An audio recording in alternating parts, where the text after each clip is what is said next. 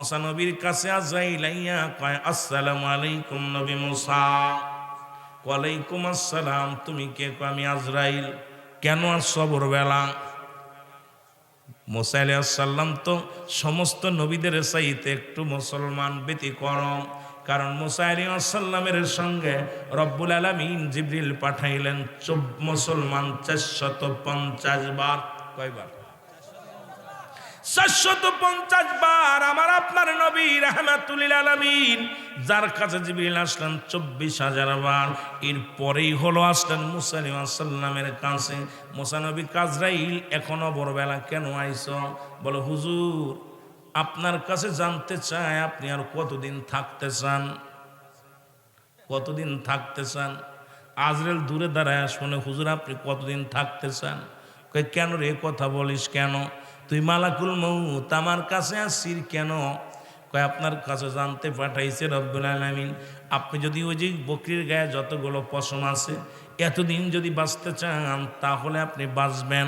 10 বছর, 50 বছর, 80 বছর, 90 বছর, 100 বছর, কত বছর থাকতে চান? মুসা নবী কয়, তারপরে কি হবে? কয়, তারপরে আমি মালাকুল মউত আপনারে ধরব। কথা শুনেননি? এরে মুসা নবী কয়, মালাকুল মউত, আরে এতদিন বাঁচা পরে যদি মরা লাগবে রে, তাহলে আর বেঁচে লাভ কি? তোর মালিক রে বল, তোর আল্লাহ রে ডাক দে, বল আমি জীবনের শেষবার মরার আগে আমি আমার রব্বুল আলামিনের সঙ্গে একটু দেখা করতে চাই। কি করতে চাই? দেখা করতে চাই। আফসোস কি যে এই মাসে আমার নবী দেখা করছে আল্লাহর সঙ্গে। আহা, রজব মাস, দরকার ছিল ওইদিকে একটু আলোচনা করার। এ আমার ভাইরা, আমার বন্ধুরা, আমার রব্বুল আলামিন ডাক দে, বলে, আজরাইল কি খবর? আমার নবী মুসা বলছে রে। বলে, রব্বুল আলামিন তোমার মুসা বাসার কথা স্বীকার যায় নাই, কারণ মনে বড় স্বপ্ন, আর একবার আপনার সঙ্গে কথা বলবো, আর একবার আপনার সঙ্গে দেখা করবো। কয়, দিলাম, অনুমতি দিলাম, আয়। নবী মুসার সঙ্গে দেখা করে রব্বুল আলামিন দেখা করলেন। অনেক বিস্তারিত আলাপে মুসলমান শুনে নাও। দেখা করিয়া চলে আসেন। আল্লাহ কয়, যাও যাও আজরাইল, আমার নবী মুসার কাছে যাও, তার রুহটা নিয়ে আসো। মুসার কাছে যখন আসছে আজরাইল আলাইহিস সালাম সালাম দিছে, এর মধ্যে প্রায় ঘন্টা 2-এর আলোচনা মাঝখানে গোপন রেখে গেলাম, কারণ এগুলো কইতে গেলে আপনাদের সময় নষ্ট হয়ে যাবে। ও যুবক, মুসা নবীরে সালাম দা, আসসালামু আলাইকুম নবী মুসা। আবার আইসো? কয়, হ। কয়, কেন আইসো? বলে, রুহটা নেওয়ার জন্য। আজরাইল আগে বল, তুই আমার কোন জায়গা দিয়ে ঢুকবি আগে বল। হুজুর, যেহেতু আপনি হলেন নবী আর ইমানদারদের রুহটা নেই এই জায়গা দিয়ে। আল্লাহ জমিন বানাইলেন যেমনি, এমনি মানুষ বানান নাই। আল্লাহ পৃথিবীর বানাইয়া মুসলমান শুনে নাও, আসমান জমিনের মধ্যে যা কিছু বানাইলো আমার আল্লাহ। ও যুবক, রব্বুল আলামিন একমাত্র এই মানুষ সৃষ্টি করেছে তার কুদরতি হাত মোবারক দিয়া। জোরে জোরে চিল্লা বলা যাবে না মারহাবা। মুসা নবী ডাক দে, কয়, আজরাইল তুমি কোন জায়গা দিয়ে প্রবেশ করবা? বলে, হুজুর মন তো চাইছিল আপনার চোখ দিয়ে ঢুকতে। কয়, চোখ দিয়ে তোর সাহস কেমনে হয়? এই চোখটা দিয়ে আমি আমার আল্লাহর নূরের তাজাল্লি দেখছি, আর এই চোখ দিয়ে তুই ঢুকবি, তোর সাহস কেমনে হয়? জোরে জোরে চিল্লায় বলা যাবে না মারহাবা। ইমানদারের পাওয়ার যে কত, এইগুলো আলোচনা। মুনাফিক আর ইমানদার কত পার্থক্য! আরে বাবা, কাফের মুশরিকদের পার্থক্য ইমানদারের সঙ্গে কত রাত তার দিন। এ আমার ভাইয়েরা, আমার বন্ধুরা, আমার এবার আল্লাহ রাব্বুল আলামিনের সঙ্গে আজরাইল ডাকতে বলে, রাব্বুল আলামিন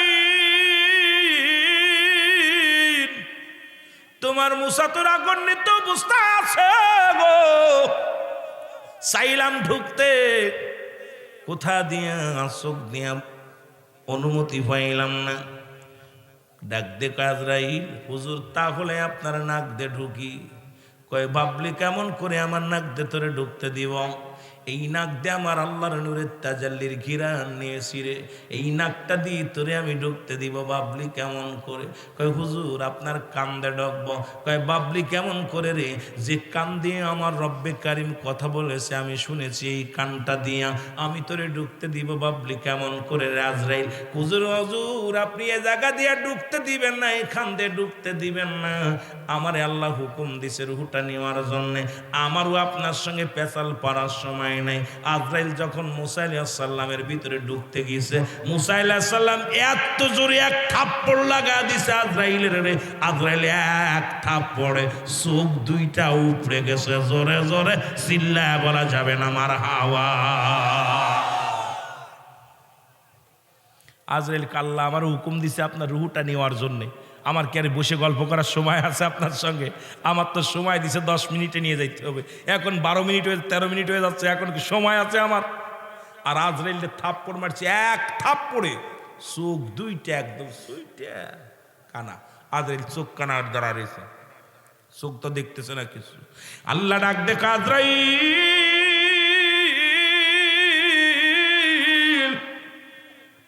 ওই আজরাইল কি হয়েছে বলো গো, রুহটা কি বাইর করছো? বলে আল্লাহ এত জোরে এক থাপ্পড় লাগাইছে তোমার নবী মুসা, যদি আর একটু আগায় যেতাম আমি আজরাইলের অস্তিত্ব থাকতো না রে আল্লাহ। আমার আল্লাহ কয় মুসারে তারা, ও আজরাইল আয়। কয় আমি জোর করে নিয়ে আসলাম। কয় জোরাজুরির দরকার নাই, তাড়াতাড়ি আয়। আমার নবীর লগে জোরাজুরি করিস না, পাগলের লগে তোরা তোরা জোরাজুরি করিস না, কারণ ওর ভিতরে শক্তি হলো আমার খোদাই শক্তি এমন ভাবে প্রবেশ করেছে। কারণ আমার গোলামের তো দুনিয়ার কোনো ভয় নাই, আখিরাতের সে ভয় নাই, কোনো কিছুর চিন্তা ভাবনা নাই। এই গোলামের সঙ্গে আর তেরামি করিস না, চলে আয়। মুসা আলাইহিস সালামের আল্লাহ রাব্বুল আলামিনের সামনে যে আজরাইল, কানা আজরাইল দাঁড়ায় রয়েছে। আল্লাহ আজরাইল কি ঘটনা? আল্লাহ ওনারে হাত দিয়ে ঢুকতে দিলাম, ঢুকতে দিল না, কান দিয়ে গেলাম, ঢুকতে দিল না, পা দিয়ে গেলাম, ঢুকতে দিল না, সব জায়গা চেষ্টা করেছি, রব্বুল আলামিন কোথাও দিয়ে উনি ঢুকতে দিল না। পরে দায় ঠিক চিন্তা করলাম আপনার হুকুম তালিম করতে হবে, আমি হুকুমের গোলাম, আমি আজরাইল জোর করে ঢুকতে গেছি, এমন থাপ্পড় মারছে একদম লাগছে এই পাশে শরীরে, হাতটা লাইগা দুইটা চোখ দুইটা একদম বেরিয়ে গেছে। জোরে বলেন না মারহাবা। রব্বুল আলামিন ডাক দিয়ে বলেন, আজরাইল যেহেতু আমার নবী মুসা আলাইহিস সালাম তোমার চোখ দুটি কানা করে দিছে, সুতরাং আমি আল্লাহ রাব্বুল আলামিন আমার কুদরতি হাত মুবারক দিয়া রে আজরাইল তোমার চোখ দুটি ভালো করে দিলাম। চোখ ভালো হওয়া পর আজরাইল কাল্লা আমার তাড়াতাড়ি পাঠান, আমি ওনার জানটা কবজ করব, কারণ মনে তো রাগ হয়েছে বেশি, তাড়াতাড়ি আনবো আজরাইল। আজরাইল পাগলামি করো না, মোর নবী মুসার কাছে যাইও না, কারণ নবী মুসা আমার পাগল, আমার গোলাম, আর গোলামের সঙ্গে পাগলামি করো না, যা কয় শুনতে দাও। আল্লাহ কয় মুসা কি খবর? আল্লাহ আপনারা দেখি আমার স্বাদ মেটে নাই, আবারও দেখতে চাই। জোরে বলেন না সুবহানাল্লাহ। আর একটু জোরে বলেন না, আর একবার দেখতে চাই। কয় আয়ো। মুসা আলাইহিস সালাম যাচ্ছে, এইবার দেখা সাক্ষাৎ হয়েছে। বনি ইসরাইলের লোকজন বলতেছে, হুজুর আপনি তো যাচ্ছেন, একটা নালিশ আমাদের, নালিশটা হলো আমরা যেন সুখে শান্তিতে খাইতে পারি, অভাবানাটন যেন না হয়, এইটা একটু আল্লাহর কাছে জিগাইবেন। এখন আল্লাহর নবীর মুসা আলাইহিস সালাম চলে গেছেন আল্লাহর সঙ্গে দিদার করতে, হাতে একটা লাঠি নিয়ে আল্লাহর সঙ্গে কথাবার্তা সব শেষ, চলে আসবে।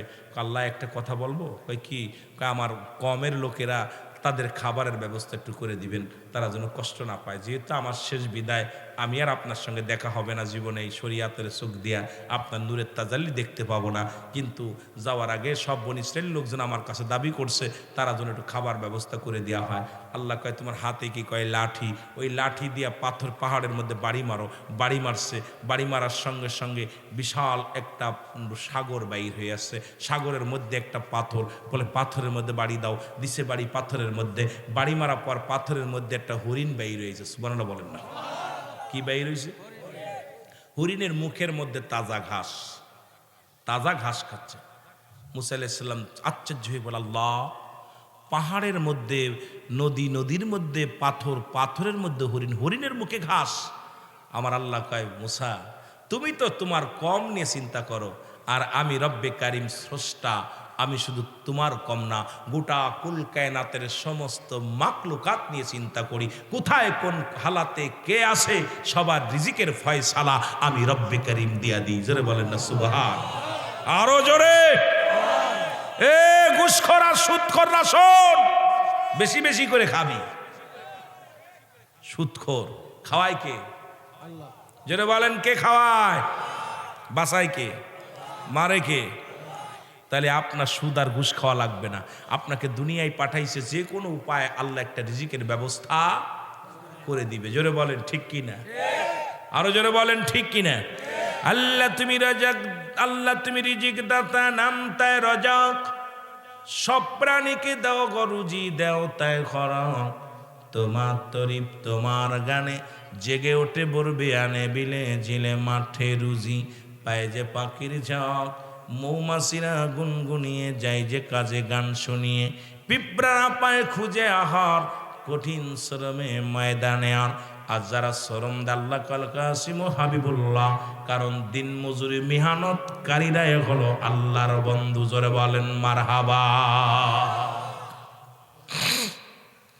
মজার বিষয় হলো দুনিয়ার মধ্যে যারা ঘাম ঝরায়, যারা দুনিয়ার মধ্যে শ্রম দেয়, শ্রমিক, ভ্যান চালায়, রিক্সা চালায়, মাঠে কাজ করে, ব্যবসা করে, রব্বুল আলামিন তাদেরকে বন্ধু বলে ঘোষণা করে দিলেন।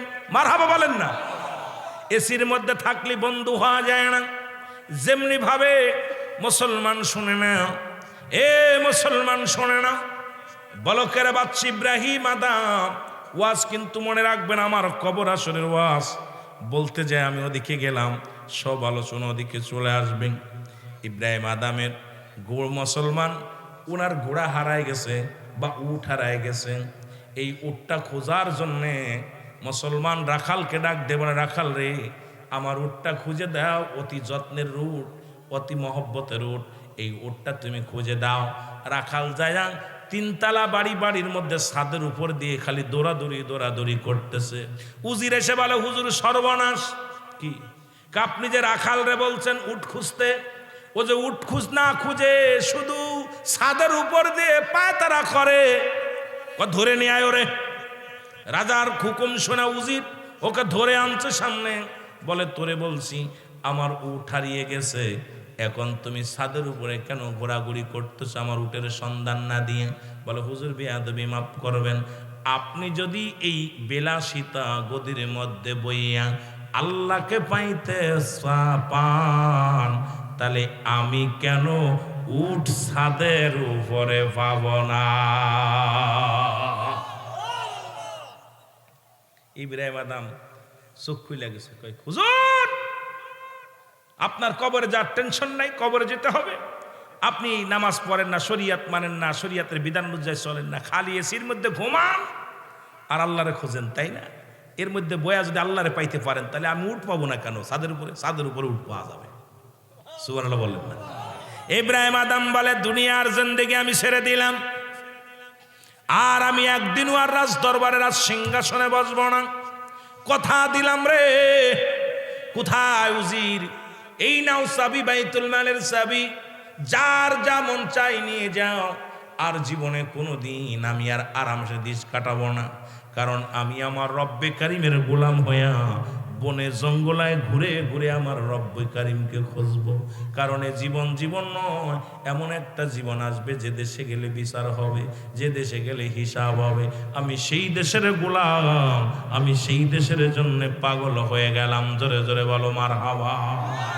আমার ভাইয়েরা, আমার বন্ধুরা, আমার যে কথা বলতেছিলাম, মুসা আলাইহিস সালাম লজ্জা পেয়ে গেলেন। আল্লাহ বলেন মুসা রে তোমার কম নয়, গোটা পৃথিবীর কুল কায়নাত কোথায় কোন হালাত আছে, কোথায় কার খাদ্য লাগবে, সব রিজিক দাতা আমি হলাম সহায়, তোমরা হলাম অসহায়। আমি হলাম সব ক্ষমতার মালিক, আমি হলাম মুসলমান শুনে নাও, আর সব কিছুর মালিক হলাম আমি আল্লাহ। এই পৃথিবীর কুল কায়নাতের সমস্ত জাতির রব হলাম আমি রব্বুল আলামিন। জোরে জোরে চিল্লায়া বলা যাবে না মারহাবা। মুসা নবী চলে আসলেন, মুসলমান রওনা দিয়ে চলে আসলেন। আসার পথে দেখে কয়েকজন মানুষ কবর খুঁড়তেছে। কয়েকটা মানুষ এটা ফাঁকা ময়দানের ভিতর কবর খনন করে। মুসা নবীকে কিরে এমনিতে যাস মতো দেখলাম, কোনো মানুষজন দেখলাম না, এখন কবর খুঁজতেছে, ঘটনাটা কি?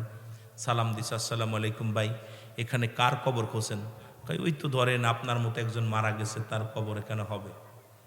তার কবর হবে। মুসলমান শোনে না, মুসা নবী বলে কে মারা গেছে?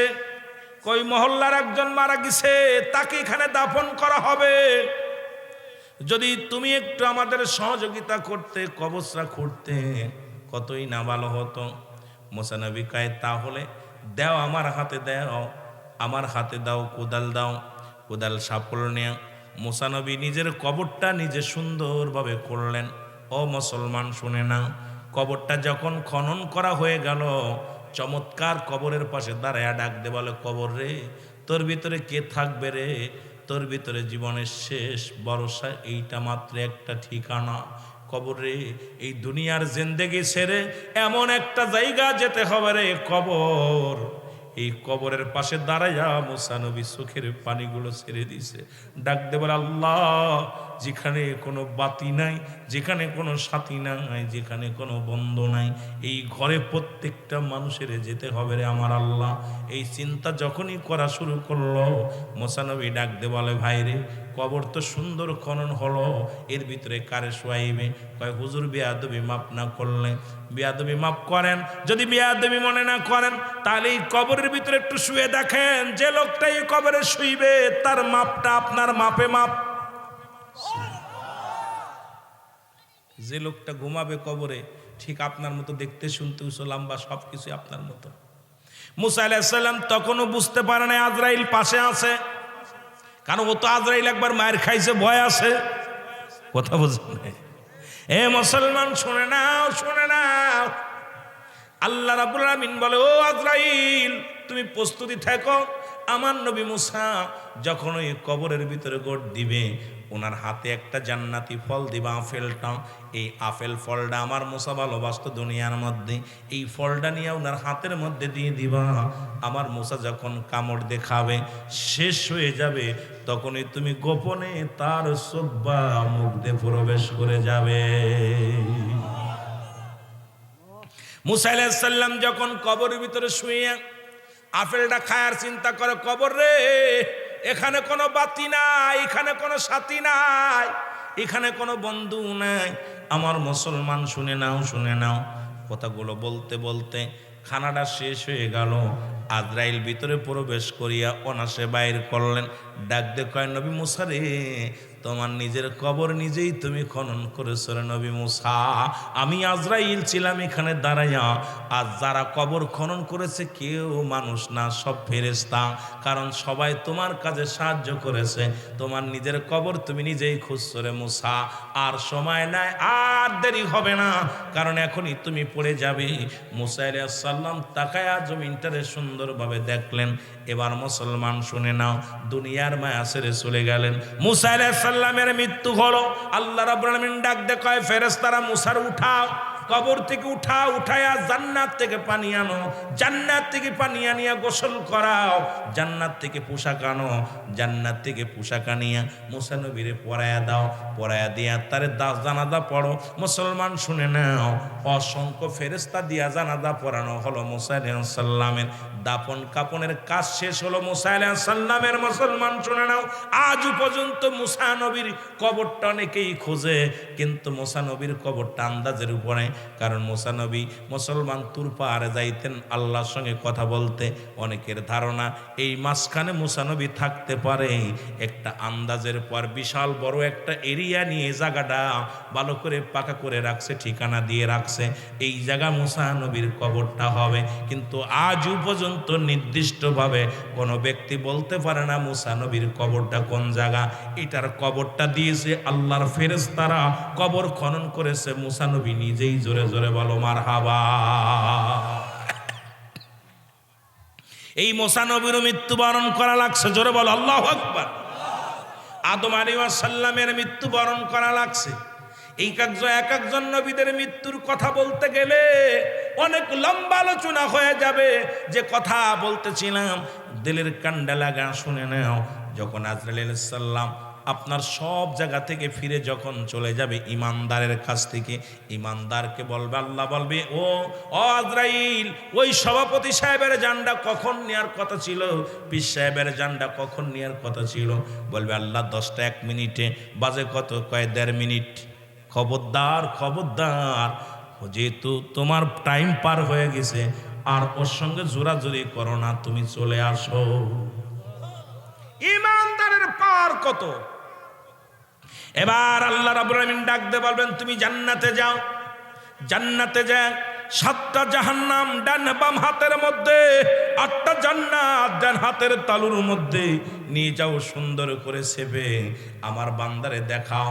আমার বান্দা ওই জান্নাতগুলো সুন্দর বিবরণ দেখায় দাও। হাকা যা এত নিয়ামত, এত পরিমাণ নিয়ামত, এই নিয়ামতের কথা তুমি বর্ণনা করো আমার জান্নাতি মানুষের। আজরাইল যখন রওনা হবে আমার আল্লাহ কয়, দাঁড়াও, আমার বান্দা তো জান্নাতের আশায় আমল করে নাই, আমার বান্দা তো জান্নাতের আশায় ইবাদত বন্দেগী করে নাই, রাত জেগে জেগে আলোচনা শুনে নাই। এই বান্দাগুলো একমাত্র আমার পাগল। তুমি জান্নাতের উপরে লিখে দাও আল্লাহু আকবার, আর মাঝখানে লিখে দাও লা ইলাহা ইল্লাল্লাহু মুহাম্মাদুর রাসূলুল্লাহ। জোরে জোরে চিল্লায় বলেন সাল্লাল্লাহু আলাইহি ওয়াসাল্লাম। বান্দা যখন এইবার আজরাইল যখন নিয়ে আসবেন, বান্দা ঝুঁকে যাবে জাহান্নামের দিকে। আল্লাহ বলবে, ঠেকা। যদি আমার বান্দা জাহান্নামের দিকে ঝোঁকে, জাহান্নামের আগুনগুলো হারাম করে দিব আমি আল্লাহ। মারহাবা বলো, আর একটু জোরে বলো মারহাবা। জাহান্নামের আগুনগুলো হারাম করে দিব। দেখাও জান্নাত। বলবে আজরাইল, আমার জান্নাতের লোভ দেখাও। আমি আমার খোদাকে না দেখে ইবাদত বন্দেগী করেছি। যেদিন সাক্ষী দিয়েছিলাম আশহাদু আল্লা ইলাহা ইল্লাল্লাহু লা শারীকা লাহু ওয়া আশহাদু আন্না মুহাম্মাদান আবদুহু ওয়া রাসূলুহু। সেদিন আমি সাক্ষী দিয়েছিলাম, আল্লাহকে দেখেছিলাম না, দেখি নাই। কারণ আমি আমার রব্বি করিমকে এত ভালোবাসি, আমার রসুলকে আমি ভালোবাসি। সুতরাং শুনে রাখো, শুনে রাখো, পৃথিবীর মানুষেরা শুনে রাখো, আমি জান্নাতের আশায় ইবাদত বন্দেগী করি নাই, আমি রব্বি করিমকে ভালোবেসে ইবাদত বন্দেগী করেছি। রব্বি করিমকে পাওয়ার জন্য আমি ইবাদত বন্দেগী করেছি। আমি আমার নবীরে ভালোবেসে আমি ইবাদত বন্দেগী করেছি। তখন সঙ্গে সঙ্গে কালেমা পড়বে লা ইলাহা ইল্লাল্লাহু। দেখবেন ইমানদার কি করে, মুসলমান ইমানদার ডান দিকে তাকায়, সর্বপ্রথম তাকায় উপর দিকে। মরণের সময় দেখবেন ইমানদারের মরণের সময় খেয়াল করবেন, একটু মহব্বতে বলেন লা ইলাহা।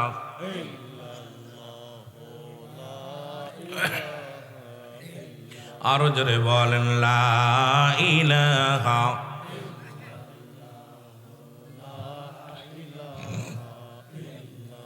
ইমানদার মুমিন দেখবেন মরণের সময় উপর মুখ তাকায়, প্রথম উপর টান্ডা দেয়, আর মুনাফিক নিচ টান্ডা দেয়। জাহান্নামীরা যখন মরণের সময় আসে, আজরাইল যখন জানটা নেয়, ওরা নিচ মুখ খেসন দেয়, আর ইমানদার উপর মুখ খেসন দেয়। উপর মুখ একটা টান দেয়, ডান দিকে তাকায়। ওই ডান দিক যখন উপর দিকে তাকায় দেখে আল্লাহু আকবার, এটা দেখে ইমানদার পাগল হয়ে যায়, দুনিয়ার চিন্তা দূর হয়ে যায়, দুনিয়ার চিন্তাগুলো দূর হয়ে যায়। কারণ ও রাত জেগে আল্লাহর ইবাদত করেছে, বন্দেগী করেছে। এই ঠান্ডা পানি সেনে সেনে, ঠান্ডা পানি দুজ করে ফজরের সালাত আদায় করেছে। এই ঠান্ডা মাটির মধ্যে বসে গেছে পাগলগুলো। এটা আল্লাহর নামটা যখন কুদরতি নামটা দেখবে আল্লাহু আকবার, এত আল্লাহ মহান, আল্লাহ বড়, তখন দুনিয়ার সব কিছু ভুলে যাবে, আল্লাহর দিকে উনি উপর মুখ তাকাবেন। দ্বিতীয় টানটা দিবে ডান দিকে, ডান দিক থেকে টান দিলা ইলাহা ইল্লাল্লাহ সোজা হয়ে যাবে। আবার মুসলমান চতুর্থ টান্ডা দিবে, মুসলমান শুনে নাও, মুহাম্মাদুর রাসূলুল্লাহ। এই বাণীটা দেওয়ার সঙ্গে সঙ্গে মারা যাওয়ার পর নিজের মাথাটা নিজেই ঘুরে যাবে। ইমানদারের কেবলার দিকে মাথা ঘোরানো লাগবে না, ইমানদারের মাথা একা একাই ঘুরে যাবে। মুসলমান শরিয়াতের কেবলা কাবা, কারণ শরিয়াতের বিধান বান্দা মেনে চলতো। দুনিয়ার মধ্যে পৃথিবীর অন্য কারুর কাছে মাথা নত করে নাই, কারণ ওই বান্দা দুনিয়ার মধ্যে এক আল্লাহকে মেনেছিল, দুনিয়ার অন্য কাউকে মানে নাই, গোলামি করেন নাই, একমাত্র গোলামি করেছে আমার আল্লাহ। আর এই শরিয়াতের কেবলা হলো কাবা, দুজানের কেবলা হলো রাহমাতাল লিল আলামিন, মুনাজাতের কেবলা হলো আরশে আজিম। বান্দা যখন ওই কেবলার দিকে তাকাইবে সঙ্গে সঙ্গে তার রূহটা চিরবিদায় হয়ে যাবে। মুসলমান, এটা রব্বুল আলামিন ফেরেশতা, জান্নাতি ফেরেশতারা ইমানদারের রূহটা বাইর হওয়ার সঙ্গে সঙ্গে জান্নাতি ফেরেশতারা স্বাগতম জানাবে, হালান সালান। সমস্ত আসমানি ফেরেশতারা তারা আনন্দে উচ্ছ্বসিত হয়ে যাবে, রূহটা নিয়ে জান্নাতি রূহদের মধ্যে রাখবে। সবাই বলা বলি করবে, ইমাম সাহেব হুজুর আমার আব্বাজান কেমন আছে, ইমাম সাহেব হুজুর আমার মা কেমন আছে, ইমাম সাহেব হুজুর আমার দাদা কেমন আছে, আমার ছেলে মেয়েগুলো কেমন আছে। রূহের জগতে আলাপ শুরু হয়ে যাবে। রূহ বলবে, দুনিয়ার জগৎ থেকে তুমি এইমাত্র আইলা, আমার আপনজনেরা কেমন আছে রে, আমার আপনজনেরা কেমন আছে। তাদের শুভ সংবাদ শুই না, রূহ বলবে আলহামদুলিল্লাহ। ও মুসলমান, শুনে নাও, শুনে নাও। আর বদাত্মাগুলো যখন দুনিয়ার মধ্যে, ওই যে বললাম আল্লাহ বলেন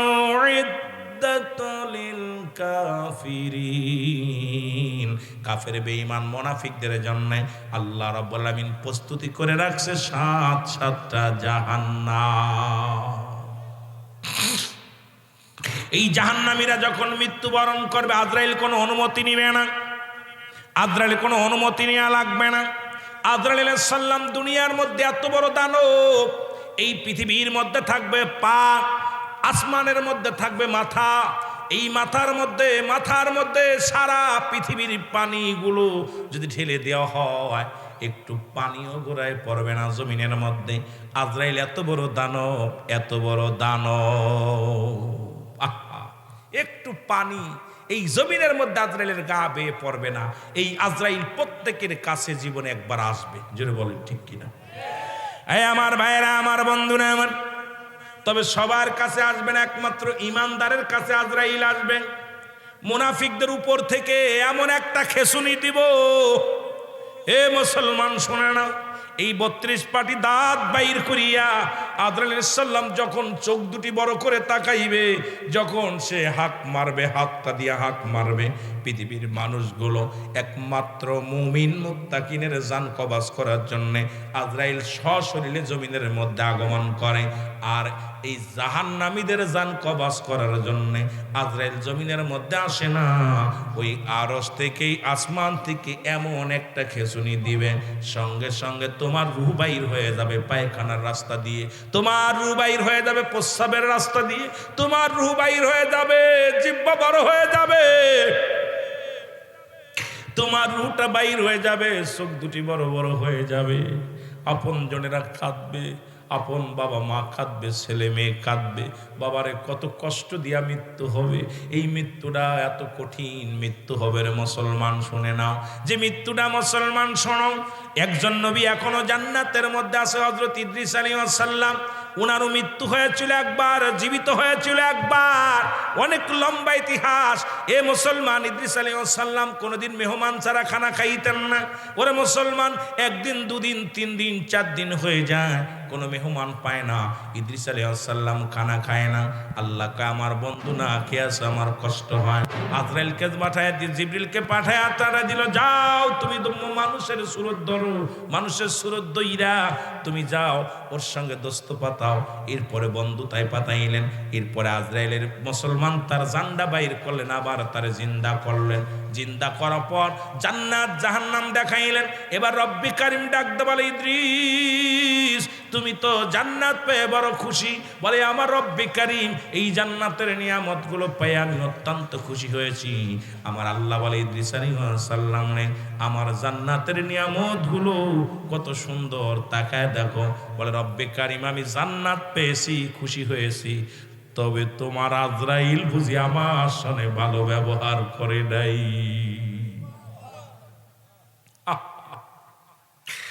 রব্বুল আলামিন ডাকতে বলে, আজরাইল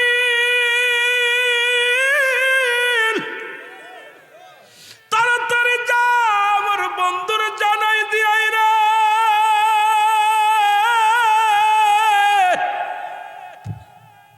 তার রূহটা তুই কেমনে বাইর করেছিস রে, তাড়াতাড়ি যা। আজরাইল সালাম দা, আসসালামু আলাইকুম নবী গো। ওয়ালাইকুম আসসালাম। আজরাইল রে, আগে বলো আমার রূহটা তুমি কেমনে বাইর করেছো? বলো হুজুর, আপনার রূহটা মায়ের বুকে দুধ খাইতে খাইতে সন্তান যেমনি ঘুমায়া যায় তেমনি আপনার রূহটা বাইর করেছি। শুধু আপনার মাথার উপরে হাতটা রেখেছিলাম, আমি তো কোনো কষ্ট আপনাকে দেই নাই। ইদ্রিস আলাইহিস সালাম ডাক দে বলে, আজরাইল এই মৃত্যু যদি এত কঠিন হয় তাহলে কঠিন মৃত্যুটা কত কঠিন। আমার মরণা শিবে কখন কেউ তো জানি না, আমার এই আমি চলে যাব, আমায় তোমরা বইলা যাইও না। আমি চলে যাব, আমায় তোমরা না। আমার মরণ শিবে কখন কেউ তো জানি না। বলো মরণ, টাকা পয়সা দালান কোটাও যাহা করেছি সব কিছু ফেলাইয়া আজি একাই চলেছি রে। আমি সব কিছু ফেলাইয়া আজি, আমি যাবার বেলায় ভেবে দেখি আমার কেহ নাই। আমি যাবার কালে ভেবে দেখি কেহ নাই। আমার মরণ শিবে কখন কেউ তো জানি না। আমার মরণ, এই পৃথিবী চিরদিনই থাকার জায়গা নয়। অন্ধকার কবর যে তোমার আসল ঠিকানা রে মানুষ। অন্ধকার কবর যে তোমার। এ দুনিয়ার মুসলমান,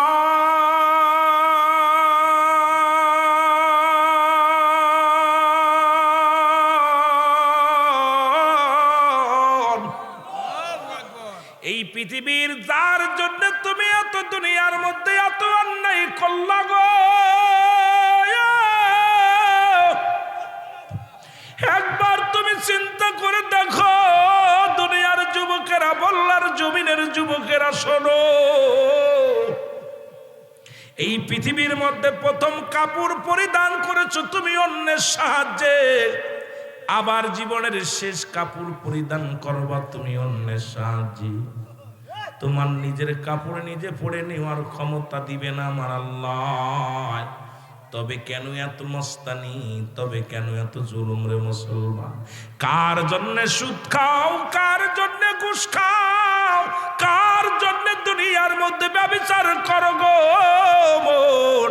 আইরে মানুষকে ঠকাইলা, এই দুনিয়ার মধ্যে কত মানুষের সম্পদ ফাঁকি দিলা, পরের জমি দখল করে নিলা, পরের ফসল খাওয়াইলা, দুনিয়ার মধ্যে মানুষের মিথ্যা মামলা দিলা। এই দুনিয়ার সম্পদ খাবে লোকে, তোমার দেহটা খাবে পোকে। কার জন্য কিছু করছেন? কেউ আজকে বিশ্বাস না করেন, আপনি বাড়ি যা বিবিরে বলবেন এই 50,000 টাকা আমি ঘুষ নিয়ে আইছি, ঘুষের টাকাটা বিবি নেবে?